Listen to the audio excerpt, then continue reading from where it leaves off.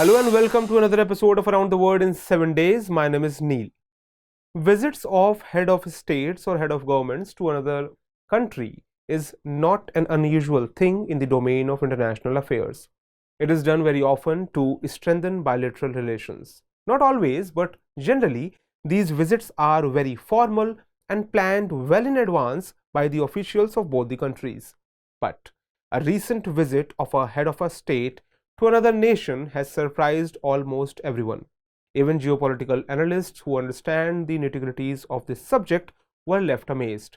Actually, the POTUS, that is, the President of the United States, Mr. Joe Biden, recently went on a visit to Ukraine. In fact, the biggest bombshell was that there was no official communication from any of these countries about this high-profile visit. Also, since the POTUS is considered to be the most powerful leader in the world, his security arrangements were also kept top-notch. In such a situation, the sudden visit by Mr. Biden to war-torn Ukraine, where he was accompanied only by bare minimum officials, is not an ordinary thing.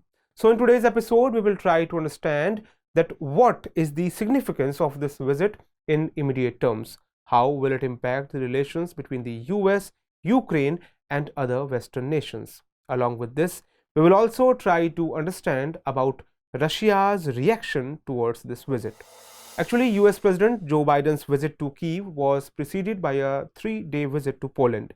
Biden was in Poland to meet the President of Poland, Andrzej Duda, and other members of the NATO. But barring some very prominent White House diplomats, no one had any clue about Joe Biden's visit to Ukraine.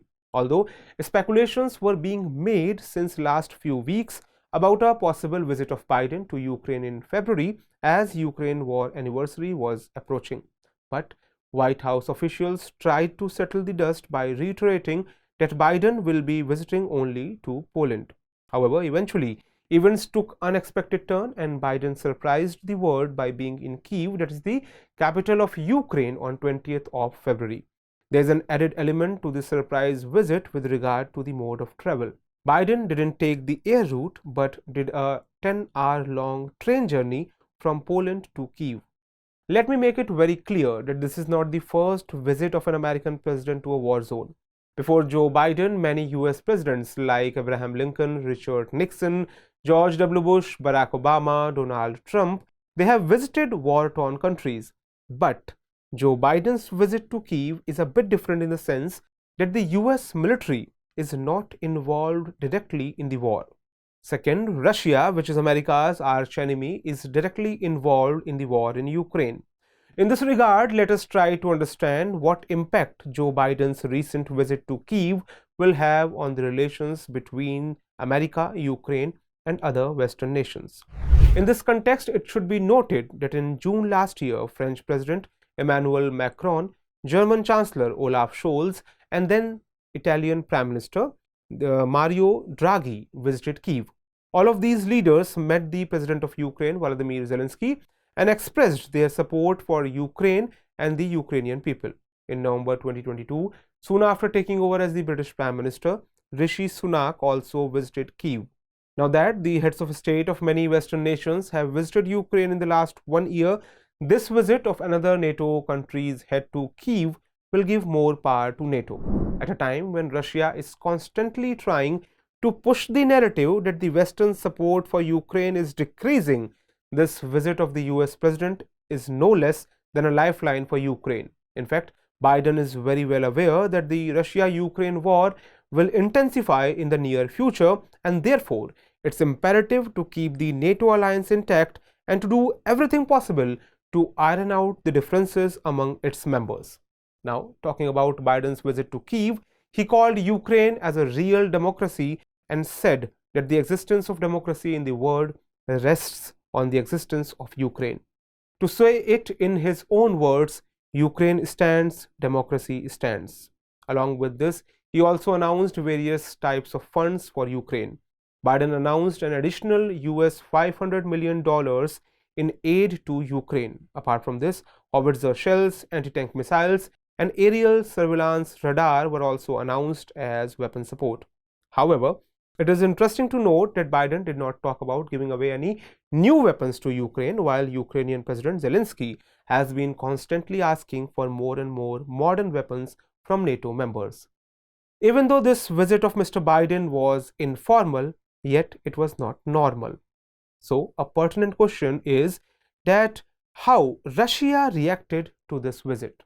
So, as we have already told you that this visit was not an official visit, therefore Russia also did not come out with an official response. But the interesting thing to note here is that on the day Joe Biden was in Kyiv, there was no bombing from the Russian side. In this regard, the concerned officials of both the countries admitted in the interviews given to the television channels that through the diplomatic channel, Russia was informed about Biden's visit. You might wonder that why Russia didn't do anything on this visit and stopped bombing Kyiv. Actually, Russia has been alleging for a very long time that Kyiv has handed over its sovereignty to America. It's America that is pulling the strings on the behalf of Kyiv, and America does not want peace. In such a scenario, after Biden's visit to Kyiv, it has become easier for Moscow now to push the narrative that the US is the biggest bottleneck in the establishment of peace between Russia and Ukraine. It is also being said that in future, Russia may intensify its attack on Ukraine. Russian President Vladimir Putin even made an announcement on February 21st, that is just a day after Biden's visit, to end the only remaining nuclear deal with the US, which is being seen in response to Biden's recent visit to Kyiv. This visit has made one thing very clear, that upcoming days are going to be very tense, not just in terms of Russia-Ukraine relations, but also Russia-USA relations. So that's all for today. See you in next episode. But before that, let's note down the question based on today's episode. The question is, high-profile visits in war zone can turn the tide of the game. Do you agree? Elaborate with examples. That's all for this episode of Around the World in 7 Days. See you in next one. Till then, goodbye.